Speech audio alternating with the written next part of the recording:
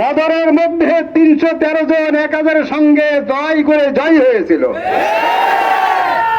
আর পৃথিবীর মধ্যে 200 কোটি মুসলমান, তারা কোনোদিনও ঘুমাবে না। একটু মনে রেখো, কথাবার্তা বললে সেটা দিশা দেওয়া করে কথাবার্তা বলবা। নবীকে কটাক্ষ করে কথা বলা। আল্লাহ বলেন, দুনিয়ার মধ্যে যত মানুষ আমি পাঠাইছি সবচাইতে চরিত্রের অধিকারী হল মুহাম্মদ রাসূলুল্লাহ। আর তার চরিত্র নিয়ে তোমরা কথা বলো, কত বড় কলিজা তোমাদেরকে, তোমাদের কলিজা টাইনে ছিঁড়ে ফেলা হবে। কোন রকম তোমাদেরকে ছাড় দেওয়া হবে না। আল্লাহর নবীকে গালি দিয়ে এই পর্যন্ত কেউ পার পায় নাই, এখনো কারো সুযোগ নাই আল্লাহর নবীকে গালি দিয়ে পার পাওয়ার জন্য। এই জন্য আমরা এখানে যারা আসছি, এ কি শুধু আওয়ামী লীগের নবী নাকি বলেন? বিএনপির নবী, জামাত ইসলামের নবী, জাতীয় পার্টির নবী, হেফাজতের নবী, সর্বদলীয় সবারই নবী। এই নবীকে যদি কেউ কটূক্তি করে কথা বলে, একজনকে ছাড় দেওয়া হবে না। যারা নবীকে নিয়ে কথা বলেন, একটু চিন্তা ভাবনা করে কথা বলবেন। কোরআন নিয়ে কথা বলেন, চিন্তা ভাবনা করে কথা বলবেন। হাদিস নিয়ে কথা বলেন, চিন্তা ভাবনা করে কথা বলবেন। এই জন্য আমাদের এই যে একটা আমরা গণ আন্দোলন করতেছি, সবাই আসছে এখানে, সব দলীয় লোক। আমরা আসছি ইমানি দায়িত্ব পালন করার জন্য। কি বলেন কথা ঠিকই দেখি না? আল্লাহর নবী বলেন, অত সময় পর্যন্ত সে এরকম পূর্ণাঙ্গ মোমেন হইতে পারবে না যত সময় তার ছেলে তার বাবার থেকে তার মহাব্বত, নবীর মহাব্বত দিলের মধ্যে বেশি না হয়। এই জন্য নবীর ভালোবাসা, নবীর মহাব্বত দেখানোর জন্যই আমরা এখানে আসছি। আমরা কোনো দলীয় প্রোগ্রামে এখানে আসিনি। আমরা আসছি একমাত্র নবীর ভালোবাসা, নবীর মহাব্বত। যার মধ্যে নবীর মহাব্বত থাকবে, আমাদের ময়দানে আল্লাহ তাআলা তাকে মাফ করে দিবেন। আল্লাহ তাআলা আমাদের সকলকেই এই নবীর মহাব্বত নিয়ে কবরে যাওয়ার জন্য তৌফিক দান করুন। সকলেই বলেন আমিন।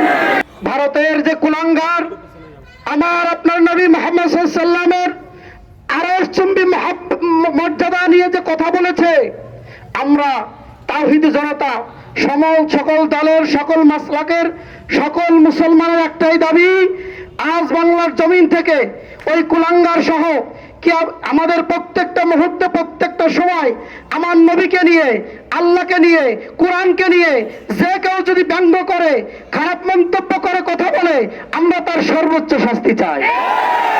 কারণ সারা পৃথিবীর সকল ইমামদের মধ্যে 4 জন গ্রহণযোগ্য, 4 মাযহাবের ইমাম, সকল ইমাম এবং সকল মুস্তাহিদ বড় বড় উলামা একরাম একমত, যদি কোনো ব্যক্তি নবীর সাথে, নবীর আরশচুম্বী মর্যাদা নিয়ে খাটো করতে চাই, ছোট করতে চাই, কটূক্তি করে, নিঃসন্দেহে সে কাফের এবং জিন্দিক। ইসলামী হুকুমত অনুযায়ী, ইসলামী শরিয়ার বিধান অনুযায়ী তার একমাত্র শাস্তি মৃত্যুদণ্ড, এর বাহিরে কোনো শাস্তি নাই। ঠিক কিনা বলে? সুতরাং আজ এই প্রোগ্রাম থেকে, আজকে এই সমাবেশ থেকে আমি আপনাদের মাধ্যমে মাননীয় আমাদের যে বর্তমান বাংলাদেশের সরকার রয়েছে, তার মাধ্যমে আমরা জানিয়ে দিতে চাই, আমরা তার সর্বোচ্চ শাস্তি মৃত্যুদণ্ড চাই। দিতে হবে, দিতে হবে।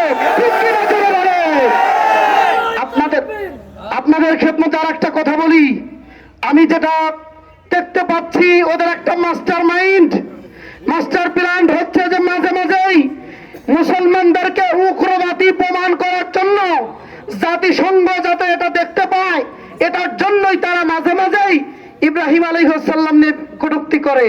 কিছুদিন আগে দেখা গিয়েছে মাগুরাতে স্ট্যাটাস দিয়েছে।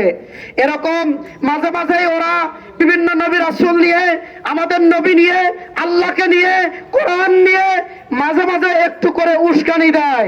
আমার মনে হয় ওদের একটা মাস্টার প্ল্যান, যে মুসলমানরা তো ঘুমিয়ে আছে, আমার এই মুসলিম তাওহীদি জনতা যারা আছে, এই মুসলমানদেরকে উগ্রবাদী এটা জাতিসংঘে প্রমাণ করার জন্যই ওরা এমন চক্রান্ত করতেছে, যে যাতে আমরা উগ্রবাদী হয়ে ওদের উপর বিভিন্ন রকম কথা বলি, খারাপ মন্তব্য করি, আমরা ওদেরকে হামলা করি। ওরা জাতিসংঘকে দেখাতে চায় যে বাংলার মুসলমান ওরা উগ্রবাদী। ঠিক কিনা বলে? এজন্য আমরা বলতে চাই, মুসলমানরা উগ্রবাদী নয়। সারা পৃথিবীর সকল ধর্মাবলম্বী যত মানুষ আছে, ইসলামের ছায়াতলে যতটুকু নিরাপদ, অন্য কোন জায়গাতে নিরাপদ নয়। ঠিক কিনা বলে?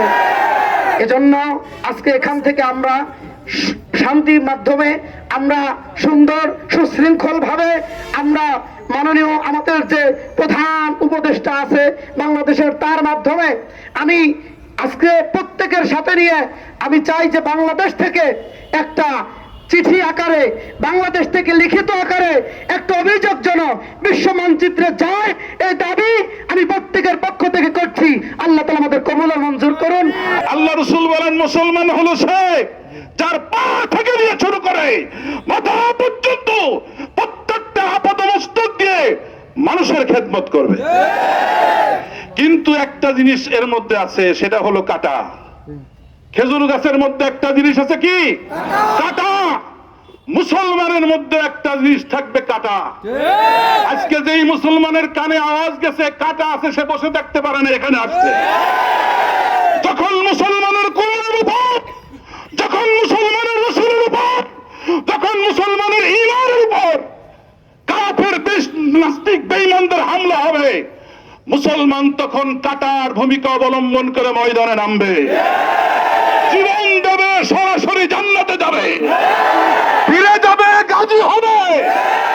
আজকে তো আমরা ব্যাঙের মতো, আমাদের কথার হয়তো মূল্য নাই, আমাদের সরবের হয়তো মূল্য নাই, কিন্তু ব্যাঙ পেশাব করছিল, নমরুদের আগুন নিভাইতে পারে নাই, কিন্তু ব্যাঙের কথা সবাই স্মরণ করে। রসুল মারতে নিষেধ করছে। কথা বলেন ঠিক কিনা? হয়তো সমাজে আমার দাম নাই, হয়তো আমার কথার কোন মূল্য নাই, আমরা রসুল প্রেমিক হয়ে এখানে আসছি, আল্লাহর দরবারে দাম বেড়ে যাবে। এই জন্য যেই সাপের বিষ নাই, বিন বাজাইলে ওই সাপ আসে না। যার মধ্যে ঈমান নাই, আজান দিলে মসজিদে যায় না। যার মধ্যে রসুলের প্রেম নাই, এই আলোচনা শুনে হয়তো আসে না। এই জন্য মুসলমানের মধ্যে একটা গুণ থাকতে হবে, কাটা। মুসলমান প্রতিহত করে, আক্রমণ করে না। মুসলমান বীরের জাত, প্রতিহত করবে, আক্রমণ করবে না। এই জন্য আমি উদারতা আহ্বান জানাই, আমাদের প্রত্যেকের দিলের মধ্যে রসুলের মহব্বতের স্থান দেয়। যখনই রাজস্বের পক্ষ থেকে এই দিনটাই যেমনটা রসুলের জন্য, আল্লাহর দ্বীনের জন্য বিলাই দিতে এক মুহূর্ত দেরি করব না। ইপার দুনিয়া উপার জান্নাত, ইপার দুনিয়া উপার জান্নাত। আল্লাহ পাক আমাদের সকলকে রসুল প্রেমিক হওয়ার তৌফিক দান করুন, নাস্তিকদের মোকাবেলা করার তৌফিক দান করুন, ঈমানের বলিয়ান হওয়ার তৌফিক দান করুন। নাসরুম মিনাল্লাহি ওয়া ফাতহুন করিব।